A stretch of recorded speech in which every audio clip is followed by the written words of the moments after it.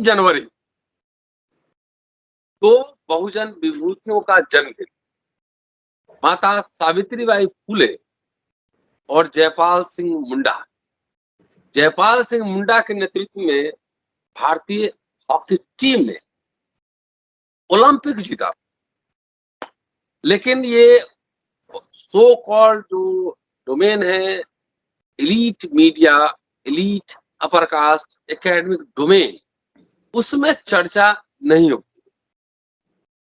तो इसलिए राजा चौधरी मेरे साथ है खास मुलाकात में। और दोस्तों, सबसे पहले सावित्रीबाई फुले की जयंती, जयपाल सिंह मुंडा साहब की जयंती, इसकी बधाई आप सबको। और दोनों विभूतियों को अम्बेडकरनामा नमन करता है। राजा चौधरी हैं अम्बेडकरनामा में आज और इस मुद्दे पे बात करने के लिए। और जब वो लंदन जा रहे थे, आप सबका शुक्रिया, आप लोगों के सहयोग से राजा चौधरी लंदन में बढ़िया कोट टाई लगाए हैं, अच्छा लग रहा देखकर। तो उनसे एक बात भी कही गई थी अम्बेडकरनामा की ओर से कि जितने बहुजन नायक हैं जो लंदन से जुड़े हुए हैं, और ऑक्सफोर्ड, कैम्ब्रिज और लंदन स्कूल ऑफ इकोनॉमिक्स, आप जाके उनके दस्तावेज खोजिएगा, वहां तलाशिएगा। तो ये आग्रह था अम्बेडकरनामा की ओर से कि आप जाके जो भी हो सके आप तलाशिए उसको। तो जयपाल सिंह मुंडा वहां ऑक्सफोर्ड के स्टूडेंट भी रहे। तो इसी सिलसिले में मैंने राजा से आग्रह किया था कि आप अम्बेडकरनामा पर आए और दोस्तों को शुक्रिया भी बोले, और जरा बताएं वहां क्या चल रहा है, क्या है मामला, क्या एविडेंस है आपके पास, क्या आपने तलाशा, क्या पढ़ा आपने, क्या जाना। स्वागत है राजा। जी सर, बहुत बहुत धन्यवाद। और मेरे तरफ से भी सावित्रीबाई फुले और जयपाल सिंह मुंडा के जो जन्म दिवस है उन सबको बधाई। क्योंकि सर जब मैं आ रहा था तो आपने एक बात पार्टिकुलरली बोली थी कि जो लंदन से जुड़े हुए मार्जिनलाइज्ड क्लास के जो लोग हैं, डिप्रेस क्लास के लोग हैं, उनके उनका जो यहाँ पे रहना हुआ और थोड़ा किस तेज तरीके बोलिएगा, थोड़ा तेज बोलिएगा। हाँ, उनका जो यहाँ पे रहना हुआ और जो उनकी जो एक्टिविटीज थी, इंटेलेक्चुअल एक्टिविटीज या उसके बाहर, उसके बारे में भी जानकारी इकट्ठा करना है आपको। बहुत ज़्यादा तो नहीं, मैं ऑक्सफोर्ड गया हूँ और वो जहाँ से जुड़े हुए थे जयपाल सिंह मुंडा, वहाँ पे गया हूँ, कुछ कुछ जानने का प्रयास किया हूँ, तो मैं उसके बारे में बताऊंगा। दूसरा कि इस बीच में मैंने जयपाल सिंह मुंडा, क्योंकि मेरी जो लाइब्रेरी है उस लाइब्रेरी में बहुत सारे डॉक्यूमेंट जयपाल सिंह मुंडा के ऊपर है, तो उसमें से भी कुछ मैंने पढ़ने की कोशिश किया है, तो मैं उसी के आसपास बात करूंगा। क्योंकि सावित्रीबाई फुले की भी जयंती है, तो मैं पहले माफी मांग देना चाहता हूँ। बहुत ज्यादा बात उस पर नहीं होगी क्योंकि बहुत ज्यादा बातें सावित्रीबाई फुले पे होती है इंडियन एकेडमिया में। ठीक ढंग से सावित्रीबाई फुले को रिकॉग्नाइज कर लिया गया है और वो मास में भी, जनता के बीच में भी ये बातें फैल गई है। लेकिन एक जो जिसको बड़ा नायक कह सकते हैं पूरे भारतीय आधुनिक काल का, वो है जयपाल सिंह। मैं उसको बहुत बार मुंडा नहीं बोलता हूँ, लेकिन जयपाल सिंह मुंडा क्योंकि बहुत कॉमन नाम हो गया है, तो मैं जयपाल सिंह मुंडा के नाम से ही उनको रिकॉल करूंगा। तो उन पे खास चर्चा होनी चाहिए इंडियन एकेडमी में भी और दुनिया भर में। क्यों होनी चाहिए, इस पे हम अभी बात करेंगे। तो देखिए सर, जिस समय डॉक्टर अंबेडकर लंदन आए, उसके दूसरी दूसरी बार जब लंदन आए डॉक्टर अंबेडकर पढ़ने के लिए, उसी समय जयपाल सिंह मुंडा ऑक्सफोर्ड यूनिवर्सिटी में आते हैं। डॉक्टर अंबेडकर लंदन यूनिवर्सिटी में एलएसी में आते हैं और वो ऑक्सफोर्ड यूनिवर्सिटी में आते हैं, तो लगभग सेम पीरियड रहा है दोनों का।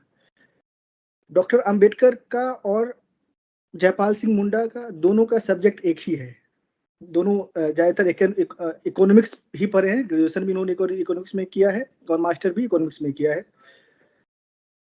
सबसे खूबसूरत बात आपको बताऊंगा, जो कि बात इस पे नहीं हुई है, इंडिया में ही नहीं दुनिया भर में जो उनका पहला थीसिस था, इकोनॉमिक ऑफ स्पोर्ट्स, आप मतलब आप समझ सकते हैं दुनिया भर में पहला जो थीसिस लिखा गया है, जो स्पोर्ट्स पे लिखा गया है, खेल पे लिखा गया है, खेल के अर्थशास्त्र पे लिखा गया है, वो जयपाल सिंह मुंडा ने लिखा है। और बढ़िया रिसर्च थीसिस है, मैंने उसको देखा है, ऑक्सफोर्ड यूनिवर्सिटी में जाकर के उस थीसिस को देखा है। मैं उसका फोटो भी भेजूंगा, वो आप उसको देखिएगा। तो मैं उसको पढ़ा नहीं हूँ, लेकिन मैं उसको पढ़ूंगा बहुत, क्योंकि आज के दौर में जो सबसे मीडिया में और देश भर में, दुनिया भर में जो सबसे ज्यादा स्पेस ले रहा है वो स्पोर्ट्स है। और स्पोर्ट्स में वो व्यक्ति खेले भी है, उस पर अध्ययन भी किए हैं, तो उसका अध्ययन करना बहुत इसलिए भी जरूरी है। आगे अगर आप जयपाल सिंह मुंडा के जीवन को लेकर के बहुत सारी बातें जानना चाहेंगे तो देखिए, वो एक बात और बता दूं कि वो सिविल सर्वेंट भी थे, अधिकारी भी थे, और अधिकारी के साथ साथ एकेडमिशियन भी थे। वो घाना में भी पढ़ाए हैं और राजकुमार कॉलेज के प्रिंसिपल भी थे वो, रायपुर में। फिर क्योंकि उनकी एजुकेशन में भी बहुत रुचि थी, खेल में भी बहुत रुचि था, प्रशासन में भी बहुत रुचि था, और पॉलिटिक्स में बहुत लंबे समय तक उनकी रुचि उतनी नहीं रही है। स्पोर्ट्स के नजरिए से सारे चीजों को देखते थे। तो जो आपने इंट्रो दिया कि जो ओलंपिक में पहला मेडल लेकर के आते हैं हॉकी का, उसमें एक और चीज है कि 17 बार खेला गया, 17 जो बार खेला जाता है पूरा टीम खेले, उसमें से 16 बार अपना टीम जीता था और एक बार ड्रॉ हुआ था। तो 17 जो खेल हुई है उसमें से 16 बार जीते, और अब तक ऐसा नहीं हुआ है, पहली बार ऐसा हुआ था। तो ये बहुत मतलब अभी भी मैं उसको देख पा रहा हूँ कि 1927-28 का वो दौर कैसा रहा होगा, जिसमें उन्होंने स्पोर्ट्स में दुनिया भर के लोगों को हराया, और इंडिया के साथ साथ मतलब जो हॉकी का जो पूरा क्रेज है वो वहां से करके आता है। तो एकेडमिक्स में वो थीसिस लिखते हैं, फिर बाद में जाके आप देखते हैं कि वो गोल्ड मेडल भी लेकर के आते हैं, मेडल लेकर के आते हैं। उसके बाद वो उनका एकेडमिक पीरियड चलता है। एकेडमिक पीरियड के बाद से वो बिहार से जुड़े हुए थे, बिहार के थे बहुत। अगर ज्योग्राफिकल स्टडी करेंगे आप तो देखेंगे कि महाराष्ट्र साइड से बहुत सारे लोग एजुकेशन में जा रहे थे, लेकिन बिहार साइड में पार्टिकुलरली एक कास्ट क्लास के लोग जा रहे थे। जयपाल सिंह मुंडा उस एरिया से आते हैं जहाँ पे एजुकेशन का उस तरीके से हब नहीं था, और जिस समुदाय से आते हैं खास करके उस समुदाय में उस तरह की कोई चर्चा नहीं थी। वो पहला व्यक्ति है जो इंटर करते हैं, लेकिन अंदर में कशक तो होती ही है कि हमने सब कुछ पा लिया है, तो अब इसका क्या होगा। तो सब कुछ कर रहे थे। 1937 के दरमियान वो जवाहर राजेंद्र बाबू से मिलते हैं, लेटर भी लिखते हैं कि हम बिहार के एजुकेशन को लेकर के और बिहार के शिक्षा व्यवस्था को लेकर के बहुत कुछ सुधार करना चाहते हैं और आपके साथ मिल करके करना चाहते हैं। तो बहुत ज्यादा पॉजिटिव रिस्पॉन्स उस समय नहीं दिया गया। तो उनको लगा कि अब जो है, क्योंकि कांग्रेस पार्टी उस तरीके से पॉजिटिव रिस्पॉन्स नहीं दे रही है, राजेंद्र बाबू उस तरह से पॉजिटिव रिस्पॉन्स नहीं दे रहे हैं, तो उन्होंने राजनीति में प्रवेश करने का मन बनाया और आदिवासी महासभा 1939 के दरमियान वो बनाते हैं। तो ये उनका एक पॉलिटिकल करियर में एंट्री होता है। वो बहुत अच्छे स्पीकर थे, बहुत अच्छा बोलते थे, ऑडिटर बहुत अच्छे थे। तो वहां से पॉलिटिकल करियर जब उनका शुरू होता है तो फिर वो पार्टिकुलरली डिसाइड कर लेते हैं कि मुझे एक, क्योंकि इंडिया में उनका मानना था कि बहुत लंबे समय तक जिसके बारे में चर्चा नहीं होती है वो आदिवासी समुदाय है, उनको वो पॉलिटिकल फिनोमेना में, पॉलिटिकल इन्वॉल्वमेंट में एंट्री करवाते हैं, सब्जेक्ट बनाते हैं कि देखिए ये हमारा समुदाय है और इसकी ये समस्याएं हैं। झारखंड जो अभी बना है, उनका जो पहला जो व्यक्ति है जो डिमांड किए थे वो जयपाल सिंह मुंडा है, और इस बात को लेकर के वो सुभाष चंद्र बोस से मिलते हैं। सुभाष चंद्र बोस ने उनको समझाया कि देखिए अभी आज़ादी की आंदोलन चल रही है और अभी इस मांग को अगर आप रोक देंगे तो ठीक रहेगा, आज़ादी के आंदोलन में इस पे असर पड़ेगा। वो मान भी जाते हैं, इस बात को वो अच्छे तरीके से मान जाते हैं। यहाँ उनका पॉलिटिकल करियर शुरू होता है अच्छे तरीके से। फिर अगर जयपाल सिंह मुंडा को, मुझे लगता है, क्योंकि मैं एक कॉन्स्टिट्यूशनल दायरे में उनको समझना चाहता हूँ, कि जयपाल सिंह मुंडा वो कुछ लोगों में से थे जो इंडिपेंडेंट चुने गए थे कॉन्स्टिट्यूएंट असेंबली में। बहुत कम मेंबर थे जो इंडिपेंडेंट मेंबर चुने गए थे, बिहार से ही चुने गए थे ऑब्वियसली। तो मेरा पार्टिकुलरली ज्यादा जो इंटरेस्ट है,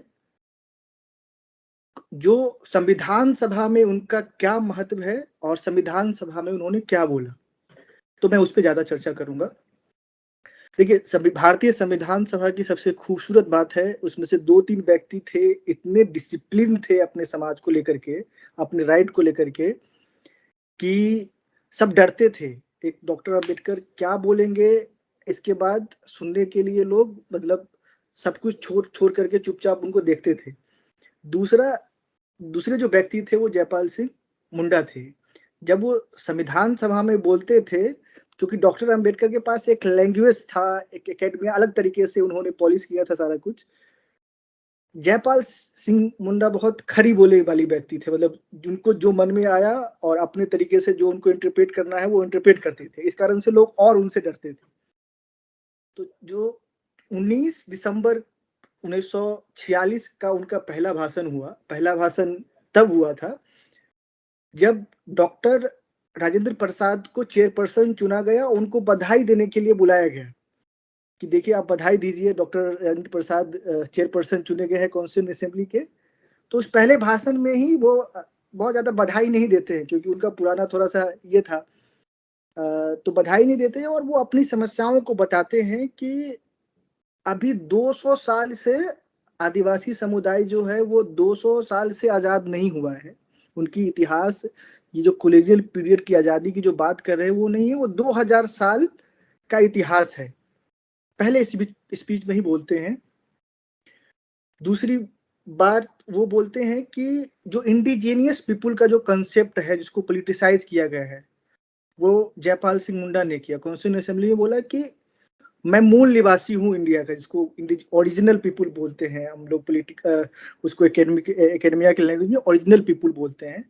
तो जो ओरिजिनल पीपुल है इंडिया का वो आदिवासी है, और इस बात को पूरे संविधान सभा में कोई नहीं उठा रहा था, और पॉलिटिकल स्फीयर में बहुत सारे लोग नहीं उठा रहे थे। वही व्यक्ति जयपाल सिंह मुंडा इस बात को उठा रहे थे। तो इस बात को लेकर के बहुत सारे कॉन्स्टिट्यूएंट असेंबली में लोग डिस्कम्फर्ट भी महसूस करते थे कि आप इस बात को अभी मत उठाइए। इसका जवाब मैं आगे दूंगा, उन्होंने खुद आगे दिया है कि मैं इस बातों को क्यों उठा रहा हूं। तो ये पहला, मतलब मैं ये कह सकता हूं कि जयपाल सिंह मुंडा पहले ऐसे व्यक्ति थे जिन्होंने ओरिजिनल पीपुल को डिफाइन किया कि who is original people of India. Sir शानदार। तो ये डॉक्यूमेंट सब आपको मिला वहां पे? हाँ, ये डॉक्यूमेंट सब, थेसिस जो है वो मिला, और इनको बहुत इंडियन फ्रीडम स्ट्रगल के और इंडियन मॉडर्न पर्सनालिटी में बड़े नामों में से एक नाम माना जाता है ऑक्सफोर्ड यूनिवर्सिटी में।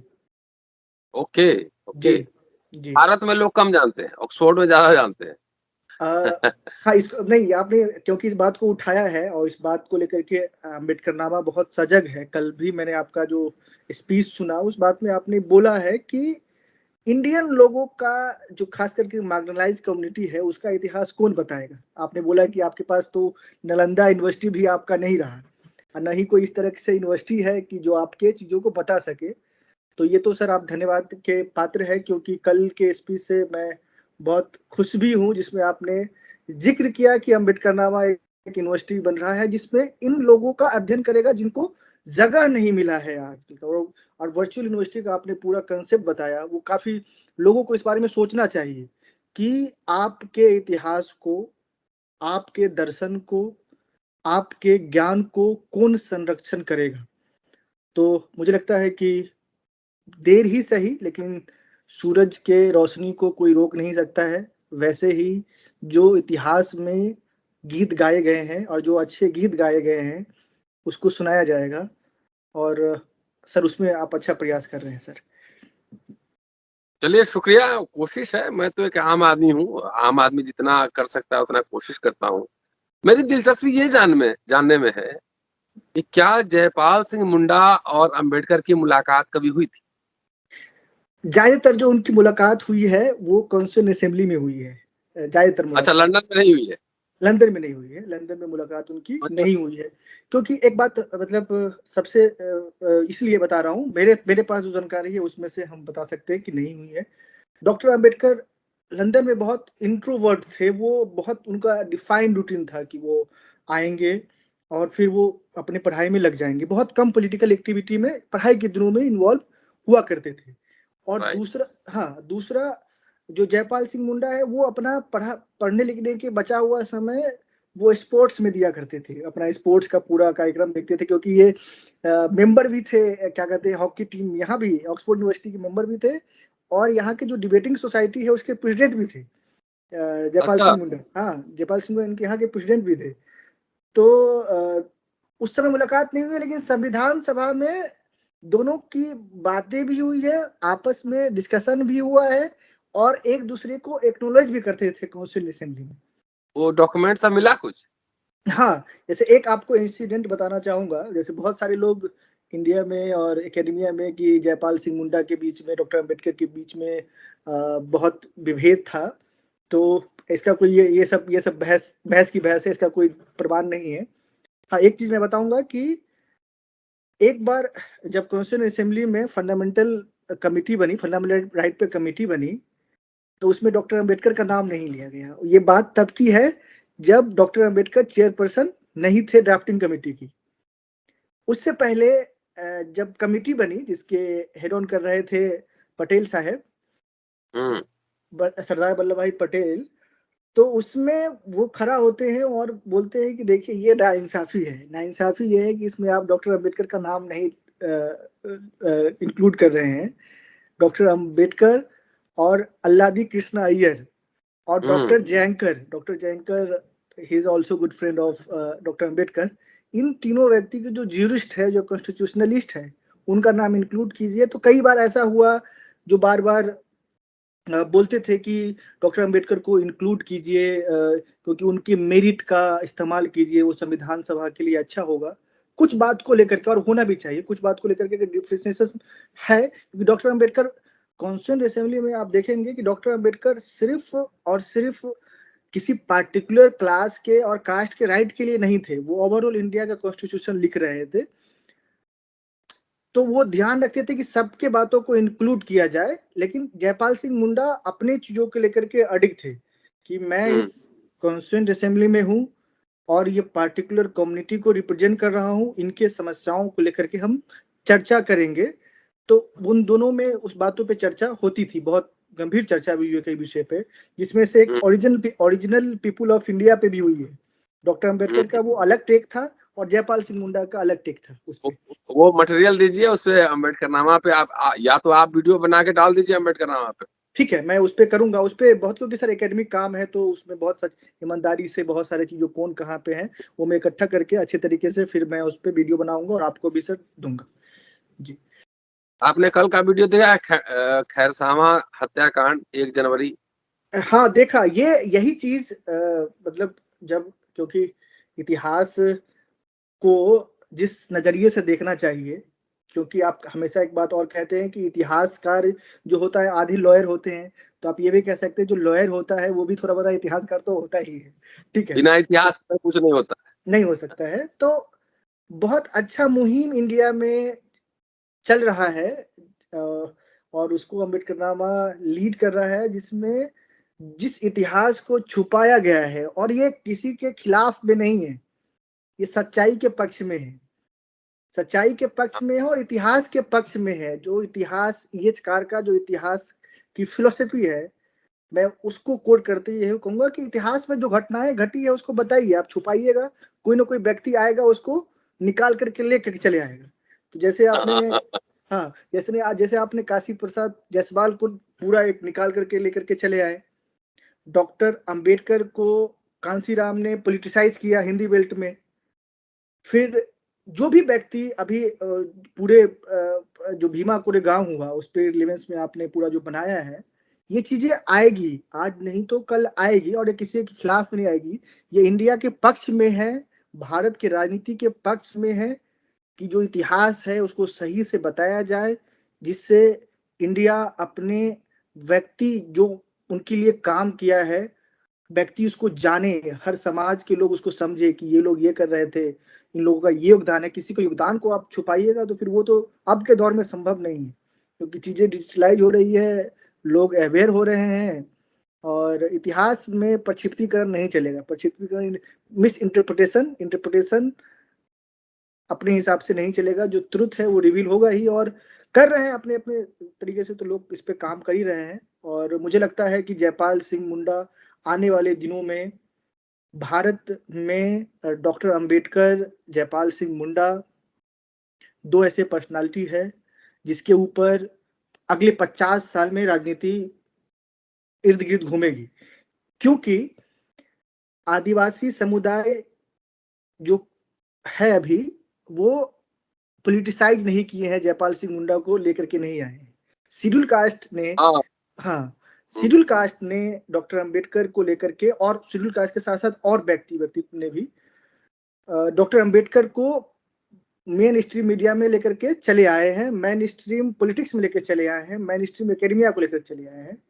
मुझे लगता है कि जयपाल सिंह मुंडा भी आएंगे और भारत के संविधान के जो सच्चे सपूत है, जिन्होंने भारत के संविधान को लिखने को लेकर के, आप देखेंगे कि ऐसा नहीं है, इतना सारे डिसएग्रीमेंट होने के बावजूद भी कॉन्स्टिट्यूंट असेंबली में जो लास्ट भाषण था जयपाल सिंह मुंडा को, वो फेवर में बोलते हैं जवाहरलाल नेहरू के। जब वो पूरा भाषण देते हैं, बोलते हैं कि मैं जवाहरलाल नेहरू के पार्लियामेंट्री डेमोक्रेसी के साथ चलने के लिए तैयार हूं, और आदिवासी लोग को आप डेमोक्रेसी नहीं सिखाइए, आदिवासी लोग पहले से डेमोक्रेटिक है, और भारत के संविधान के लिए और भारत के डेमोक्रेसी के लिए जो पहला झंडा उठाएगा वो आदिवासी समुदाय उठाएगा।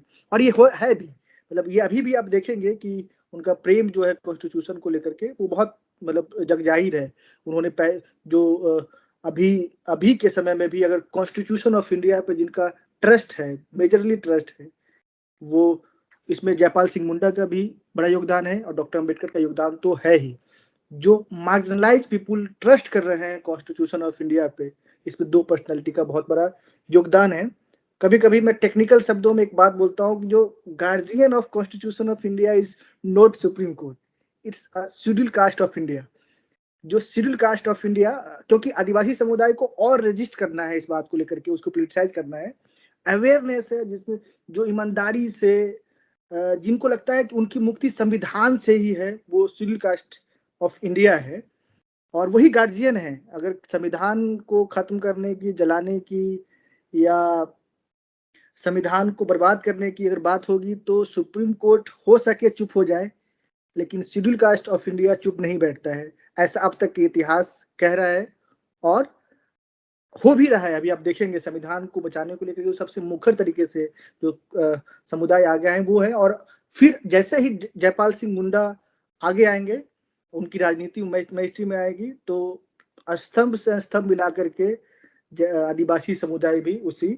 चलिए, ये मोर्चा आप लीड कीजिए और मैं उम्मीद करता हूं कि जितने मटेरियल वहां पे होंगे, ब्रिटिश लाइब्रेरी में, ऑक्सफोर्ड लाइब्रेरी में जितने फोटोग्राफ्स होंगे, न्यूज़पेपर क्लिपिंग्स होंगी, उस सबको इकट्ठा कीजिए और ये मिला के आप एक किताब बनाइए जयपाल सिंह मुंडा पर। ये बढ़िया रहेगा, एडिट किया जाए उसको और अम्बेडकरनामा उसमें सहयोग करेगा। आप उसको तैयार कीजिए और उसमें किताब बने, अच्छा लगेगा और आंदोलन को भी आप लीड कीजिए। सर, हम लोग तो मतलब जितना हमसे होगा मैं पूरा करने के लिए तैयार हूँ, और जैसा भी आपको गाइड मिलता है, खास करके जो मेरी रुचि इतिहास में बहुत ज़्यादा हुई है और सबल्टर्न हिस्ट्री में बहुत ज़्यादा हुई है, पर्सनालिटी को सामने लाने को लेकर के उसमें मेरी रुचि है, और जो मुझे आपकी तरफ से मिलता है आज्ञा, मैं उसको करूँगा और कोशिश करता हूँ कि करूँ भी। और डेफिनेटली जयपाल सिंह मुंडा के ऊपर जो कॉन्स्टिट्यूएंट असेंबली में जो उनका भाषण है और जो यहाँ उनका लाइफ स्टाइल रहा है, उस पे सर मैं डॉक्यूमेंट करने का प्रयास कर रहा हूँ। हाँ। जल्दी वो एक शेप लेकर के आएगा। ठीक है, शुक्रिया राजा, शुक्रिया। Thank you sir. तो ये थे राज चौधरी और लंदन में है अभी, अच्छा लग रहा है, बढ़िया। उनका एकदम लॉन्ग कोट है, टाइप शानदार है।